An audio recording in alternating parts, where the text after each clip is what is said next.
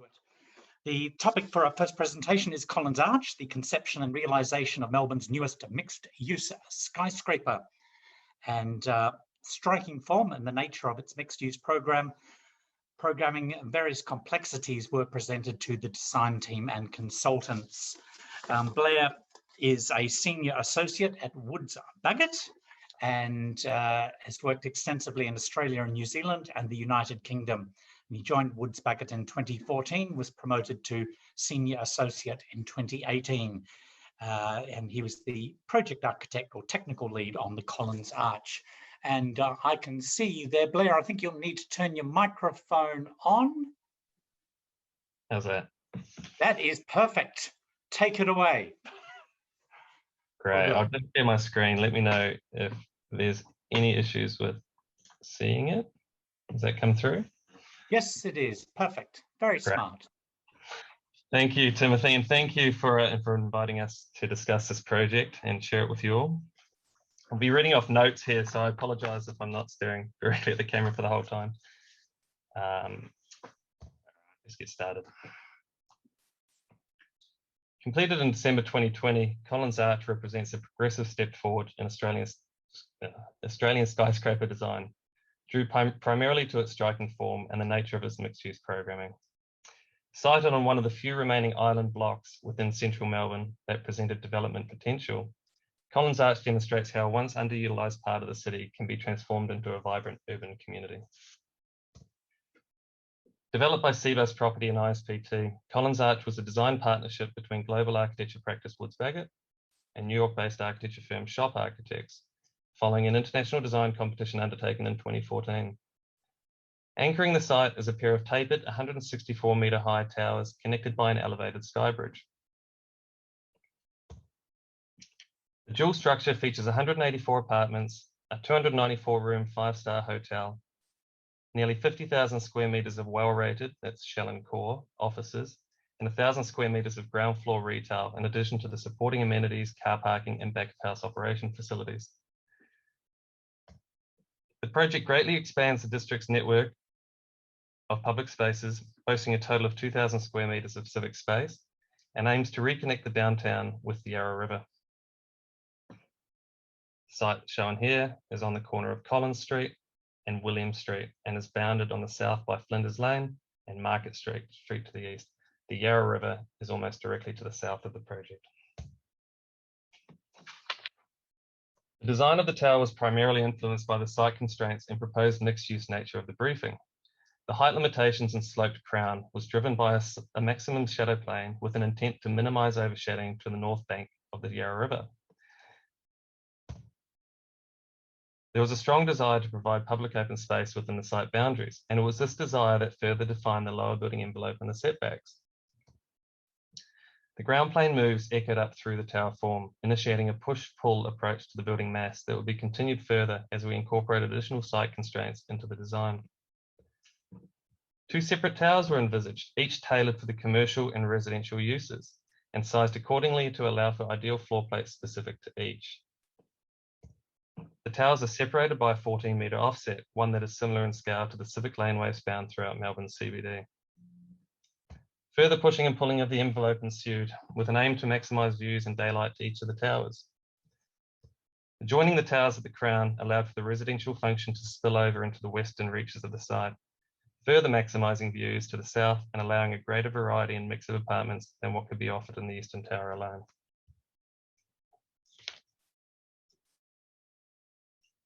Multiplex received the construction contract and site work commenced in 2016 with the demolition of the existing National Mutual offices.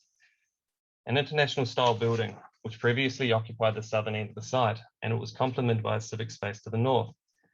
You can kind of make out the remnants of the civic space here. Considered the first major public plaza in the CBD when it was opened in 1965. Looking further back through history to 1841 revealed the site was also once home to Melbourne's first market, known as the Western Market. The market eventually combined with the Queen Vic markets, which still operate to this day. Understanding the vibrant heritage of the site, one that was focused on public offering, allowed for a ground plan design to unfold.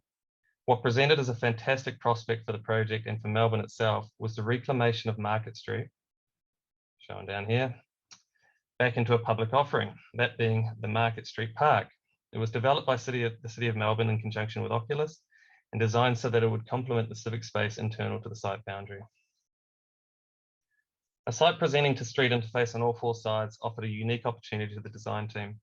We were able to maximise public frontages and thoroughfare links throughout the site, an essential consideration to be made when designing mixed-use buildings of this scale.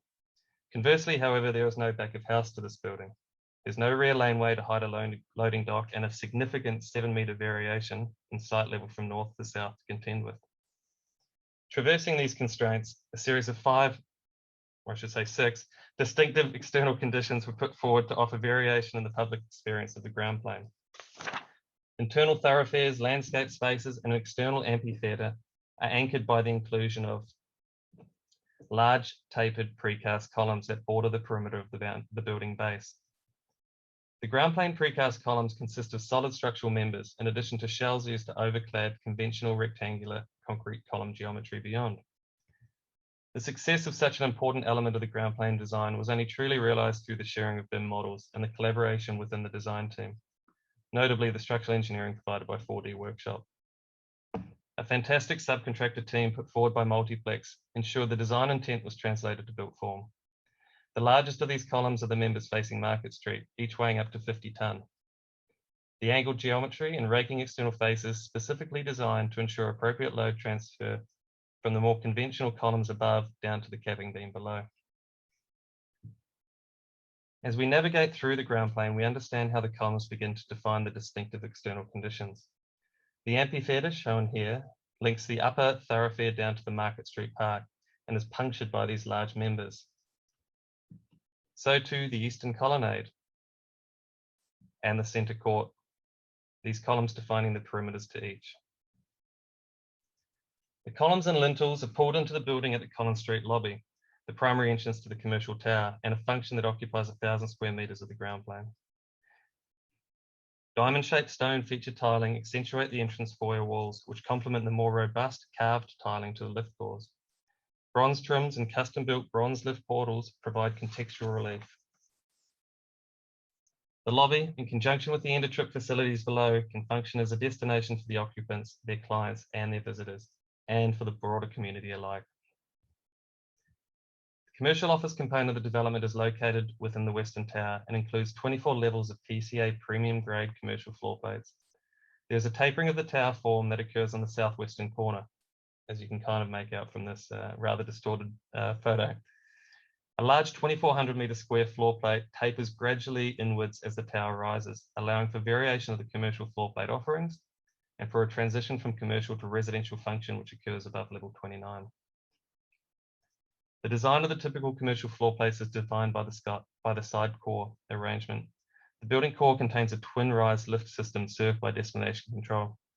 The bathroom facilities and communication stairs are set back from the main floor plate by small anti-lobbies, creating a clean edge to the core.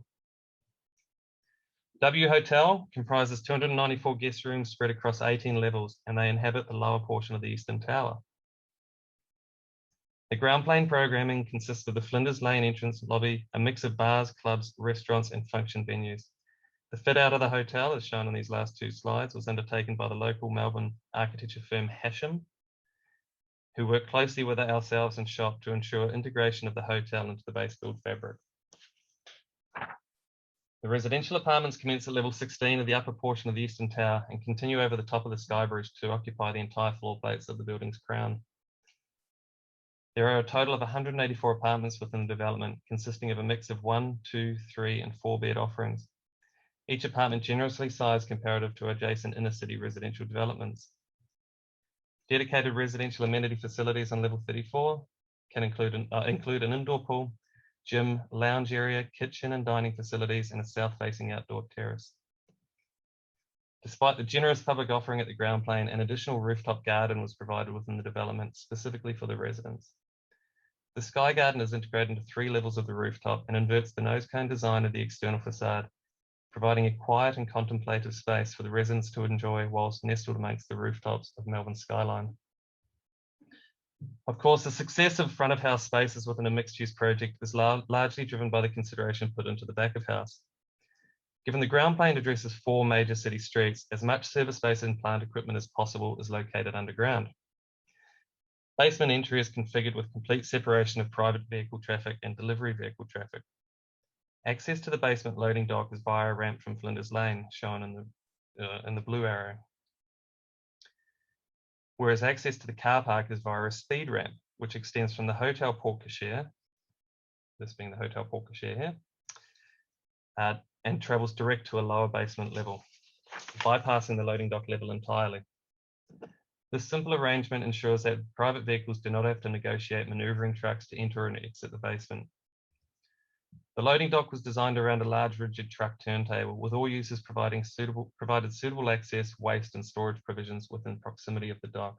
As you can see here, the colours on the screen signify the different uses of the building. Outside of the basements, there are 4 major plant room levels located throughout the towers. These plant rooms are typically positioned at a change in use or to separate the tower from the podium condition. In all instances, they have facade treatments that create an illusion of continuous habitable floors. Double or triple height plant rooms are given false terraces and slab edge treatments to conceal their true internal dimensions. In this mixed-use building, plant rooms also play an important role above simply accommodating plant equipment. They provide areas where fire stair transfers can occur without obstructing habitable floors, and they also provide space for significant structural transfers to occur, where column grids are transferred from one program to another. In order to keep the desired yield within the permitted planning envelope, plant room floor-to-floor heights were kept to an absolute minimum, requiring an extremely high level of services coordination and diligence by the consultant team and the subcontractors alike. And really, this was a highlight of the job, working with the subcontractors on these items. Sky bridge was a term coined for the connecting of the 2 towers at the crown of the skyscraper. 4 large structural trusses, I've got 2 shown here, by the way, each of floor and height, were prefabricated and lifted into place via a dual crane lift. The installation of these trusses occurring over quite a rapid 6-day process. The trusses themselves not only allow for the support of the 10 stories of building over, but assist the level 34 slab with locking together the eastern and western towers, nullifying 75 millimeters of differential building movement in the process. I know that went quickly. I might try to play that again, just so you can absorb it.